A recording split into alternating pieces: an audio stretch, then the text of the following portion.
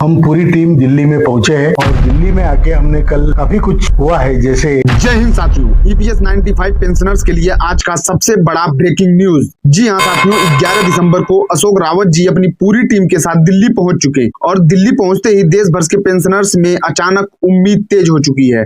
मैं आप लोगों को बताने वाला हूं कि ईपीएफओ में क्या हुआ, किस किस से मुलाकात हुई, क्या खुलासा हुआ और अगले 24 घंटे में क्या बड़ा कदम हो सकता है। वीडियो के अंत तक बने रहिए क्योंकि बीच में मैं आप लोगों को अशोक रावत जी का एक रियल बयान दिखाऊंगा।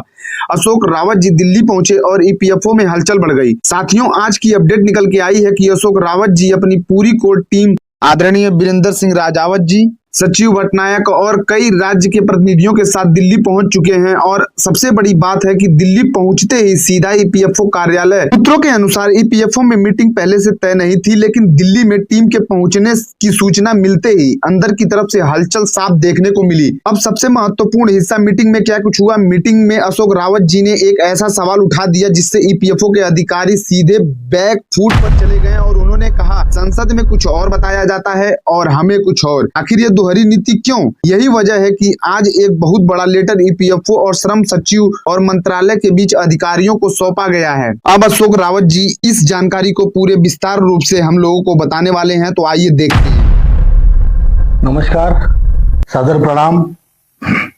आज कल की तारीख में 11 दिसंबर को हम पूरी टीम दिल्ली में पहुंचे हैं और दिल्ली में आके हमने कल काफी कुछ हुआ है। जैसे ईपीएफओ से बात करना, उनसे मिलना, उनसे आगे की जो हायर पेंशन है उसके जो केसेस पेंडिंग है उसके ऊपर उसको आगे बढ़ाने के लिए क्या हो रहा है।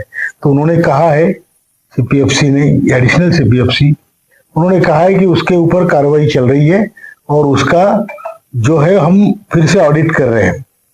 सिमिलरली जो हमारा पार्लियामेंट में कुछ और बताया जाता है और हमें कुछ बताया जाता है, उसके बारे में भी हमने एक प्रोटेस्ट लेटर लिखा है। वो लेटर हमने आदरणीय श्रम मंत्री जी, वित्त मंत्री जी, ईपीएफओ और वित्त सचिव, इनको सबको दिया है। उसमें कहा है इसका हम प्रोटेस्ट करते हैं। जब हमने ये बात ईपीएफओ से कही तो उन्होंने कहा, सर ये डाटा तो 2019 का था जो बताया, और हम तब तक वो डाटा नहीं, एडिशनल डाटा नहीं बता सकते करंट, जब तक कि हमारा वैल्यूएशन मनी का ना हो जाए। तो हमने कहा भाई वैल्यूएशन तो जल्दी करना चाहिए। हम यही बात आज श्रम मंत्री जी को भी कहने जा रहे हैं कि हमारा वैल्यूएशन पैसों का जल्दी से जल्दी कराया जाए, बल्कि ये दिसंबर में ही वो होना चाहिए। और हमारे जो पेंशन बढ़ोतरी है वैल्यूएशन के बाद में जो होगी, वैल्यूएशन का मतलब है जो पैसा इन्होंने कहीं इन्वेस्ट किया या जो कैसे उसका विनियोग होता है, ये सभी चीजों के लिए उसका पूरा एक एक पैसे का हिसाब लेना। फिर जब उसका पूरा उनके पास मालूमात होगी तो उस पर पेंशन इंक्रीज करने का तुरंत कार्रवाई हो सकती है। तो इसके लिए हम दिल्ली में हैं। कल हमारा दिन बहुत अच्छा था। आज भी हम आदरणीय शोभा करंदलाजे मैडम और आदरणीय हमारे श्रम मंत्री जी से मिलने की कोशिश में है, वित्त मंत्री जी से मिलने की भी कोशिश में है।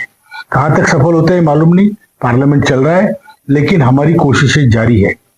मैं हूँ टीम में, आदरणीय वीरेंद्र सिंह राजावत जी हैं जो हमारे राष्ट्रीय महासचिव है, हमारे राष्ट्रीय सचिव राजीव भटनागर जी है जो आज अभी वीडियो भी बना रहे, कैमरे के पीछे है। उसी प्रकार हमारे रमेश बहुगुणा जी और हमारे डंगवाल साहब, सुरेश डंगवाल जी, जो नॉर्थ इंडिया के मुख्य समन्वयक हैं, वो भी यहाँ पे हैं। वो कहीं बाहर, उनको किसी काम के लिए हमने भेजा है। तो ये पूरा आज का कच्चा चिट्ठा है। जैसा कि आप सभी ने देखा कि कमांडर अशोक रावत जी ने बताया कि एक लिखित लेटर लिखा गया है और ईपीएफओ, श्रम सचिव और मंत्रालय के बड़े अधिकारियों को सौंप दिया गया है। ये लेटर इसलिए दिया गया है क्योंकि अब बिना लिखित प्रमाण के कोई भी भरोसा नहीं किया जाएगा।